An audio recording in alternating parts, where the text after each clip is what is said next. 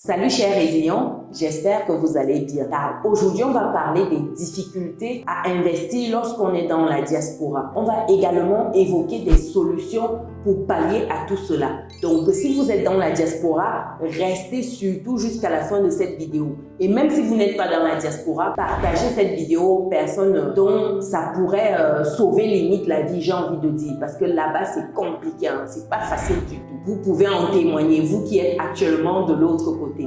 On se dit à tout de suite.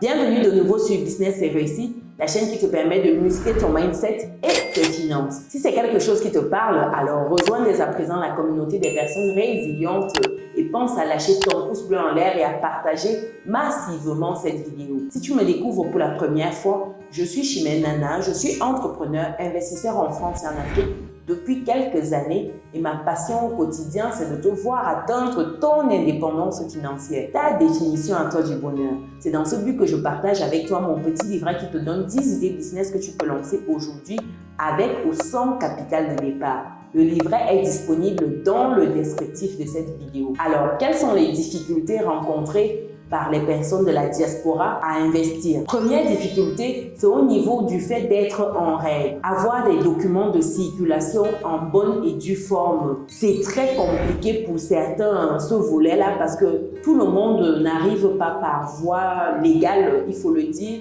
Il y a beaucoup qui viennent par des moyens détournés, on a ceux qui bosa, etc. Donc, une fois qu'on est arrivé, c'est très difficile lorsqu'on n'est pas en règle parce qu'on ne peut pas avoir accès à quoi que ce soit. Par exemple, si vous voulez investir dans l'immobilier, lorsque vous voyez le banquier, la première question qu'il vous pose, enfin les premiers documents qu'il vous demande, c'est au niveau de vos pièces d'identité, votre titre de séjour par exemple, et il doit être en règle, sinon il ne pourra pas vous financer un quelconque projet. Que ce soit pour l'immobilier ou pour tout autre projet, auto, conso, tout, il ne pourra pas vous financer. Donc vous vous retrouvez ici à vous amputer d'une force, j'ai envie de dire, d'un levier qui est celui du levier bancaire. Vous devez tout faire pour être en règle lorsque vous vous retrouvez dans la diaspora. Et pour ce faire, il y a plein de moyens. On l'a déjà évoqué lors de notre live avec les amis youtubeurs sur Mindset Mania. Donc, je vous invite à regarder ce live-là. À défaut de ça, j'ai également déjà fait une vidéo là-dessus où je recensais l'ensemble des astuces et des solutions pour se mettre en règle. Donc, je vous invite à regarder cette vidéo-là. Je ne vais pas rentrer dans le détail, ce n'est pas l'objet de cette vidéo.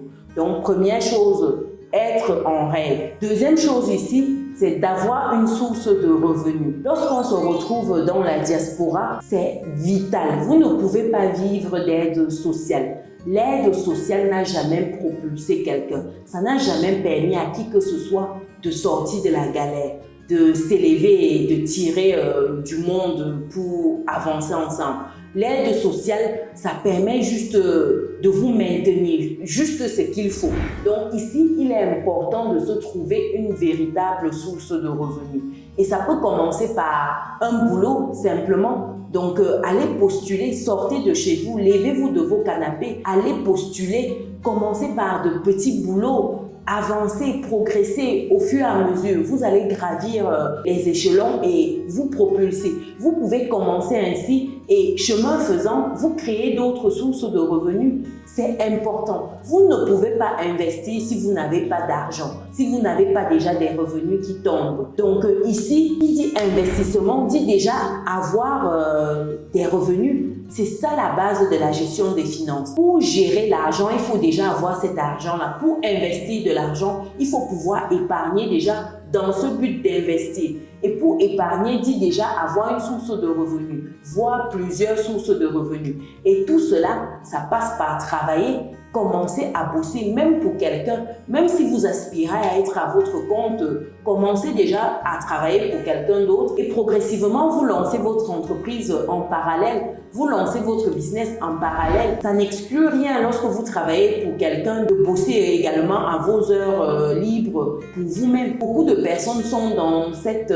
attitude d'attendre que l'État fasse des choses pour elle, que les frères, les sœurs. Non, il faut vous lever et agir. Ce n'est qu'ainsi que vous pourrez investir lorsque vous êtes dans la diaspora. Un troisième point ici, c'est de prendre l'habitude d'épargner. Ça rejoint un peu le point précédent parce que épargner, vous avez besoin de cela, c'est incontournable. Pour investir, il faut déjà avoir de l'argent. Comme je disais, épargner un peu dans le but d'investir. C'est pas possible d'avoir des personnes qui travaillent depuis 10, 15, 20 ans. Et quand tu leur demandes, est-ce que tu as une épargne? Elles te disent que j'ai 2 000 euros, j'ai 3 000 euros. Sachant que ça fait 10, 15 ans que tu gagnes 2 500, 3 000 euros. Et que tu n'es pas seul, tu as peut-être ta conjointe qui gagne pareil. C'est pas normal qu'au bout de 10 ans de travail, que vous ayez 2 000, 3 000 euros. Ça veut dire qu'il y a un souci. La gestion de finances n'est pas au beau fixe. Il faut prendre l'habitude d'épargner. Quand vous prenez cette habitude-là, ça vous permet progressivement d'atteindre votre objectif d'investissement. Parce qu'ici, il faut encore distinguer l'épargne. Vous avez, comme j'ai dit déjà dans les précédentes vidéos où je parlais de gestion de finances, vous avez l'épargne de précaution. Ça vous sert pour tous les coups durs, les imprévus du quotidien. Vous avez l'épargne pour un projet.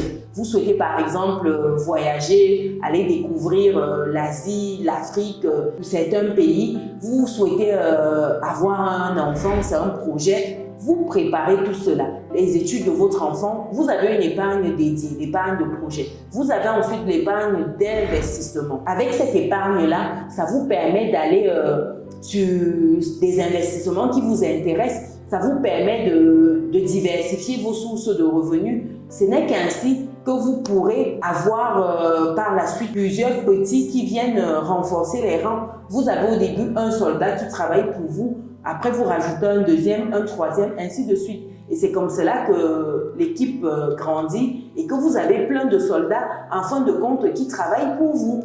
Donc ici, c'est très important. Prendre l'habitude d'épargner.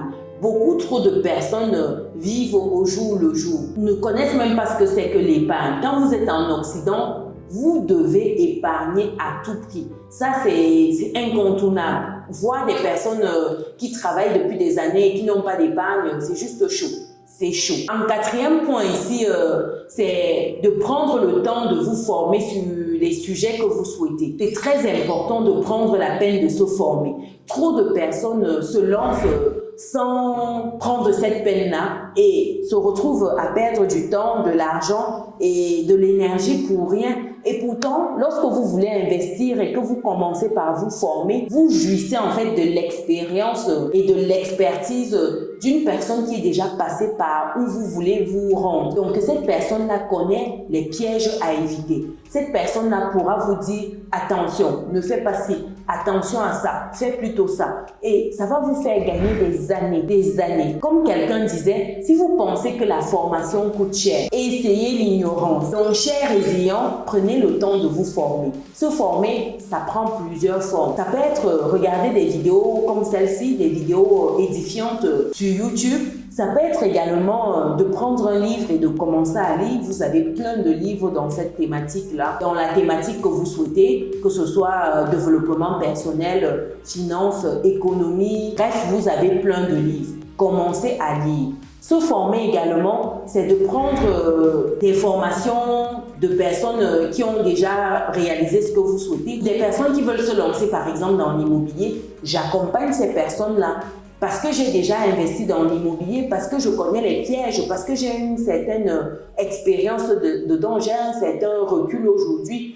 Donc, j'ai cette possibilité-là d'accompagner des personnes qui ont, elles, également des résultats. Donc, vous pouvez également, vous aussi, prendre la peine d'aller vers quelqu'un qui est dans le secteur que vous souhaitez et vous former auprès d'elle. Je dis très souvent aux personnes que j'ai en immersion gratuite là, c'est bien beau de venir dans une immersion gratuite, d'avoir les grandes lignes, mais il faut davantage creuser. Quand vous avez quelque chose qui brûle en vous, ne vous limitez pas à la surface, il faut creuser. Parlant de creuser, pour toutes les personnes qui souhaitent acheter leur résidence principale simplement, ou investir, acheter un bien immobilier locatif, vous avez vous également la possibilité de bloquer votre créneau avec moi pour qu'on puisse en discuter. Donc, le lien est disponible dans le descriptif de cette vidéo. Donc, se former également, c'est aller à des conférences. Vous avez des conférences sur des thématiques qui vous intéressent. Allez-y, sortez de chez vous, allez à ces conférences-là.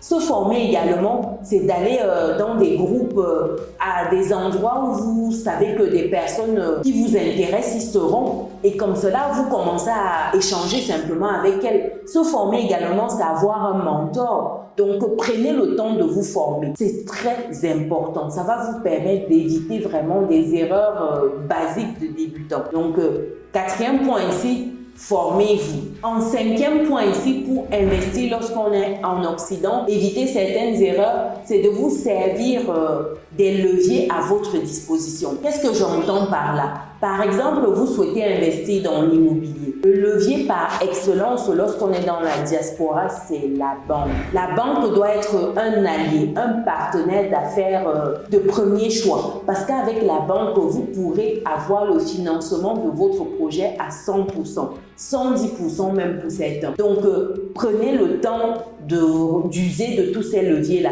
Le levier bancaire surtout. J'insiste énormément là-dessus, surtout pour les personnes qui veulent investir dans l'immobilier. C'est un pilier d'enrichissement violent, qu'on soit en Occident ou en Afrique. Et pour aller sur ces créneaux-là, il y a la possibilité de se faire financer par la banque. Il faut savoir que vous n'avez pas besoin des années d'économie pour vous lancer. Avec votre CDI, vous pouvez commencer dès à présent. Si vous avez validé votre période d'essai, vous pouvez aller voir votre banquier pour lui demander ce qui est possible pour vous en termes d'investissement immobilier, en termes d'achat de votre résidence principale. Qui dit immobilier ne dit pas forcément acheter un bien immobilier locatif. L'immobilier, ça peut être simplement votre résidence principale qui prendra de la valeur au fil de l'eau, dont vous pouvez développer d'autres stratégies là-dessus, avoir des revenus même avec votre résidence principale. Donc, prenez le temps d'user de tous ces leviers qui sont mis à votre disposition, en particulier le levier bancaire, parce qu'on a des facilités à lever des fonds avec la banque, très facile par rapport aux personnes qui sont ici en Afrique. Donc, très chers résilients de la diaspora, faites-vous plaisir. Utilisez tous ces moyens-là à votre disposition. Donc voilà 5 difficultés et 5 solutions en même temps pour pallier à cela lorsqu'on souhaite investir et qu'on se retrouve du côté de la diaspora. Dites-moi laquelle de ces difficultés vous parle le coup, laquelle de ces solutions vous avez déjà usé pour investir en Occident. J'espère que cette vidéo vous a plu. Pensez à lâcher votre pouce bleu en l'air et à partager massivement auprès des personnes qui se demandent comment investir lorsqu'on est en Occident. Si vous n'êtes pas encore dans la communauté des personnes résilientes, c'est le moment de cliquer sur le bouton qui s'affiche, d'activer la cloche de notification pour ne rien louper et surtout de laisser un commentaire sur cette vidéo. Pour d'autres vidéos relatives à l'immobilier, comment se faire financer son projet immobilier par exemple, je vous invite à cliquer sur la vidéo qui s'affiche actuellement à l'écran. Nous on se dit à très bientôt. Ciao!